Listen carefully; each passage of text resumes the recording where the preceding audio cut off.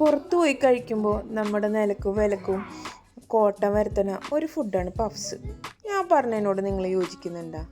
നിലക്കും വിലക്കും കോട്ടം വരുത്തുന്നു എന്ന് പറഞ്ഞത് വേറൊന്നും കൊണ്ടല്ല, ഇത് കഴിക്കാൻ ഇത്തിരി ബുദ്ധിമുട്ടുണ്ട്. നമ്മളുടെ കയ്യിലും അതുപോലെ തന്നെ മുഖത്തൊക്കെ ഇതിൻ്റെ തരികൾ കാണും അല്ലേ? പക്ഷെ നമ്മൾ ബേക്കറി പോയി കഴിഞ്ഞാൽ ആദ്യം ഉണ്ടോയെന്ന് ചോദിക്കുക പഫ്സാണ്. ഇതുപോലെ ഒരു തണുത്ത നാരങ്ങ വെള്ളവും അതിൻ്റെ കൂടെ ചൂട് പഫ്സും ഉണ്ടെന്നുണ്ടെങ്കിൽ കുശാലായി.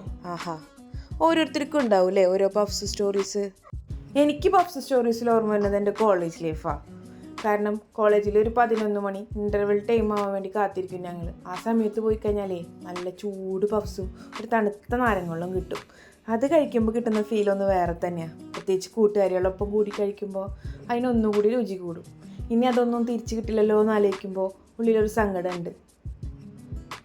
നിങ്ങൾക്കുണ്ടാവില്ലേ ഇതുപോലെ ഒരു പഫ് സ്റ്റോറീസ് അല്ലാന്നുണ്ടെങ്കിൽ പഫ്സ് മെമ്മറീസ് അങ്ങനെ ഉണ്ടെന്നുണ്ടെങ്കിൽ നിങ്ങളൊന്ന് കമൻറ്റ് ചെയ്ത് അറിയിക്കുക. അതുപോലെ തന്നെ തുടർന്ന് എൻ്റെ കഥ കേൾക്കാനും എൻ്റെ കുക്കിംഗ് വീഡിയോസ് കാണാൻ നിങ്ങൾക്ക് ഇഷ്ടമാണെന്നുണ്ടെങ്കിൽ എൻ്റെ കൂടെ കൂടിക്കോ. അപ്പോൾ ഒരു അടുത്ത അടിപൊളിയായിട്ടുള്ളൊരു വീഡിയോ ആയിട്ട് വരാം. അതുവരേക്കും എല്ലാവർക്കും താങ്ക് യു.